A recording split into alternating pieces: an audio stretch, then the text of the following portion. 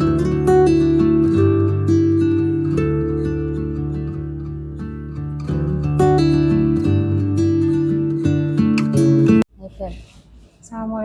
Bu Eka.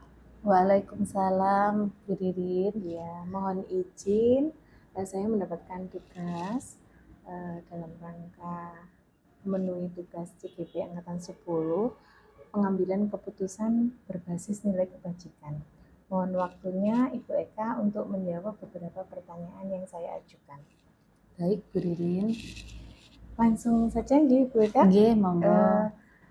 Selama Ibu Eka menjadi kepala sekolah, bagaimana Ibu dapat mengidentifikasi kasus-kasus yang merupakan dilema etika atau perbujukan moral? Untuk selama saya di sini menjadi kepala sekolah, berapa bulan ini ya Bu Ririn? Maret, April, Mei, Juni, Juli, Agustus nih. Hampir 6 bulan. Untuk kasus sendiri, untuk permasalahan sendiri tentang dilema etika dan bujukan moral itu memang sudah terjadi di sini.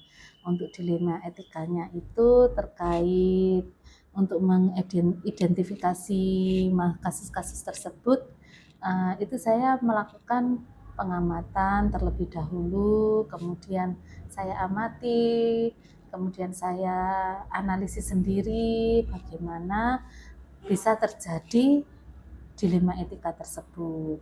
Kemudian untuk bujukan moral itu saya juga mengamati, kan sering ya seperti ada aduan seperti itu. Nah, itu saya tidak langsung menanggapi, tetapi saya identifikasi, saya lakukan pengamatan, kemudian menggali dari beberapa sumber yang misalnya saya acak, misalnya dari siswa sendiri, dari guru, kemudian dari masyarakat, dari stakeholder lainnya.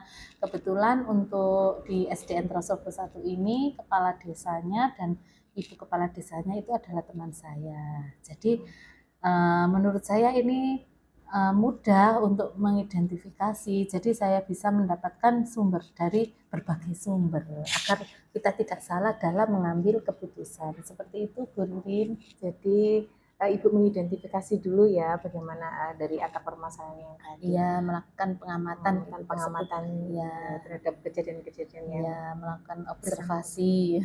Ya, terima kasih Ibu.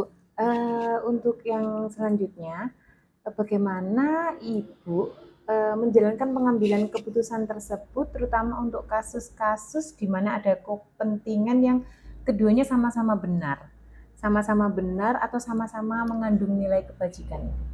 Nah, itu baru saja terjadi Bu Riri di sekolah saya ini, di SDN Trosobo 1 ini, khususnya pada waktu awal-awal saya ke sini. Nah, itu ada dua permasalahan atau dua kepentingan yang sama-sama benar. Satu sisi memang akadnya pertama itu untuk kurban, tapi di sisi lain kita sedang membutuhkan musola untuk pembelajaran anak-anak. Nah, di situ untuk mengatasi masalah tersebut,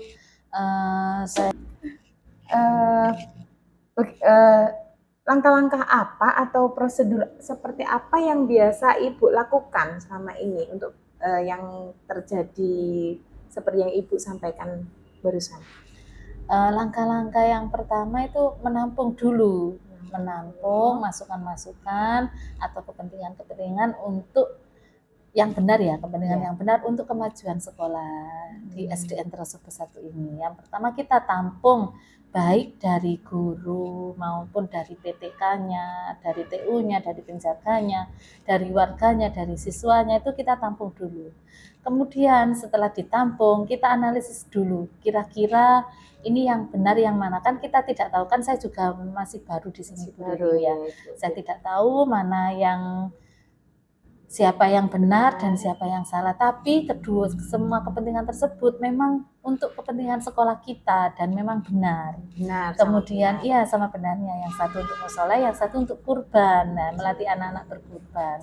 Setelah menampung, kemudian saya analisis sendiri. Kemudian saya meminta pendapat dari para senior. seperti kepala sekolah sebelumnya. Kemudian kan kita juga punya forum ya K3S ya, saya minta pendapat di ketua K3S. Kemudian saya masih belum puas dengan jawaban-jawaban tersebut. Nah, saya minta pendapat dari Bapak pengawas. Nah, setelah saya meminta pendapat dari yang lebih berpengalaman, yang lebih senior lah, itu saya baru memutuskan mana yang terbaik. Baik. Dan alhamdulillah kemarin itu sudah terlaksana dua-duanya. Jadi dua kepentingan itu sama-sama jalan, terlaksana, ya, sama-sama jalan. terlaksana. Alhamdulillah Ibu. Jadi yang sebenarnya terjadi dilema antara mana yang harus didahulukan karena memang untuk kepentingan sekolah sama-sama benar. Jadi kemarin tuh sempat membuahkan hasil yang sama-sama akhirnya bisa mencapai tujuan Ibu ya. Iya.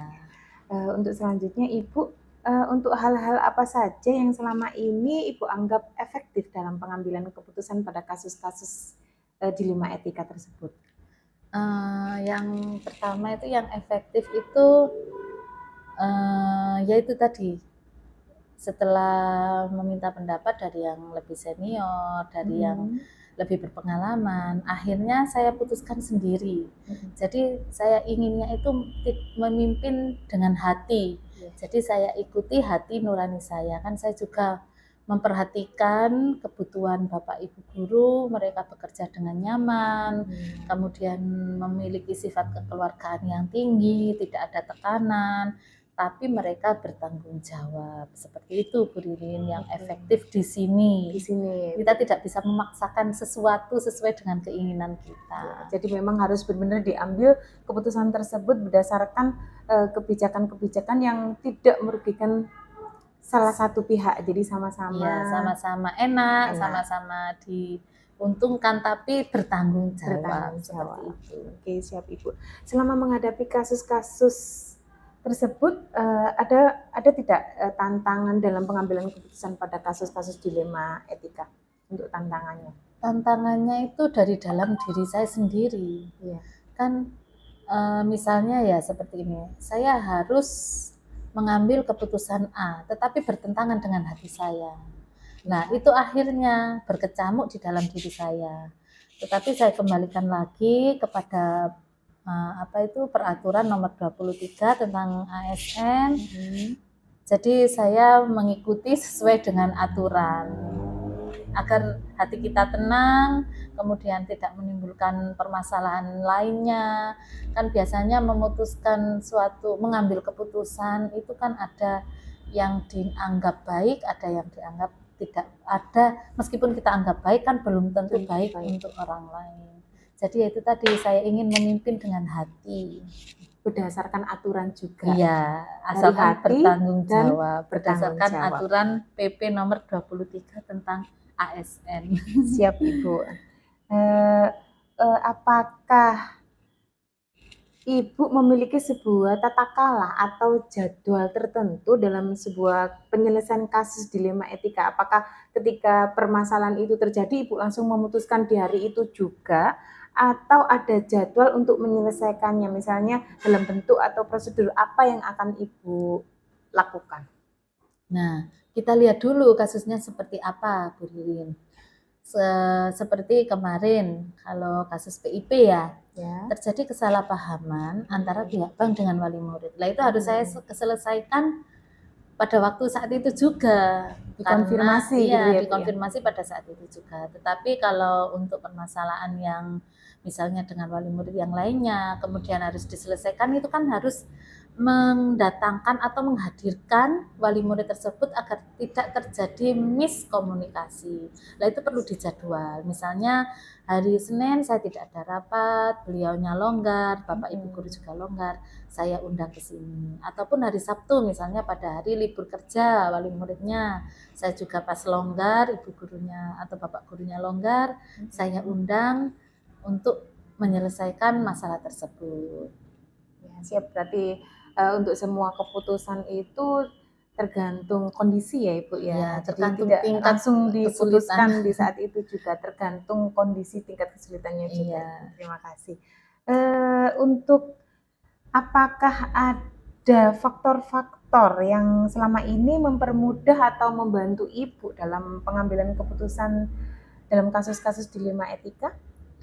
Untuk faktor yang membantu itu ya ilmu yang saya dapatkan dari CGP ya tentunya tentang dilema etika, tentang Ya. bujukan moral. Nah, itu sangat membantu sekali dalam penyelesaian setiap masalah. Dan itu faktor yang pertama. Untuk yang faktor kedua yaitu dukungan dari seluruh Bapak Ibu guru, siswa-siswa di SDN Trasopo 1, kemudian masyarakatnya. Nah, itu juga merupakan faktor pendukung yang saya dalam mengambil keputusan seperti itu. Jadi semua berkolaborasi, bekerja sama ya Bu ya, Iya. dari berbagai komunitas di sekitar Ibu di sekolah ya. Jadi untuk menyelesaikan semua kasus-kasus sehingga Ibu bisa mengambil suatu kebijakan-kebijakan yang pastinya bertanggung jawab. Iya. Untuk pertanyaan yang terakhir Ibu, dari semua yang telah Ibu sampaikan, pembelajaran apa yang dapat Ibu petik dari pengalaman Anda dalam pengambilan keputusan dilema etika? Pembelajarannya di sini yaitu dalam mengambil suatu keputusan kita harus memperhatikan yang pertama yaitu tadi melihat dari semua faktor atau semua sudut pandang, tidak hanya dari satu sudut pandang saja. Kemudian dalam mengambil keputusan itu harus dengan hati yang tenang, pikiran yang dingin, karena saya pernah terburu-buru dan yang namanya masih jadi kepala sekolah baru ya, kemudian dihadapkan dengan begitu banyak persoalan itu kan namanya juga shock juga ya. Jadi kita itu harus calm down, istilahnya itu jangan terlalu menggebu-gebu. Nanti akhirnya berakibat buruk pada kejiwaan kita, pada kesehatan kita.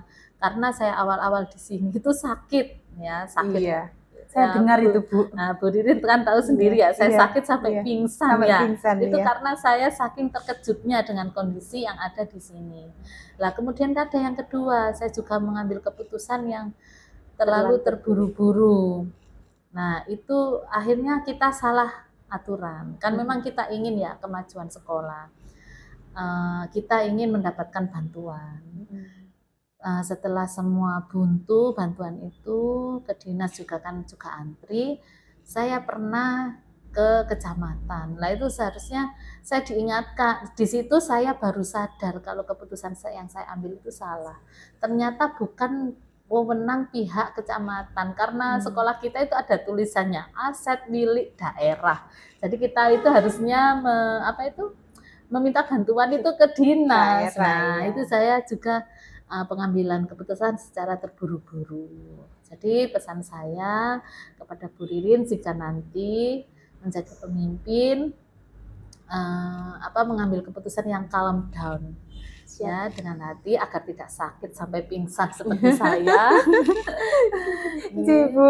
Harus dengan hati-hati juga karena kan Bu Ririn kan tahu ya di sekitar kita itu ada Dumas. Nah, itu juga harus berhati-hati menghadapi wali murid, menghadapi guru, menghadapi masyarakat. Jadi kita utamakan pelayanan di situ.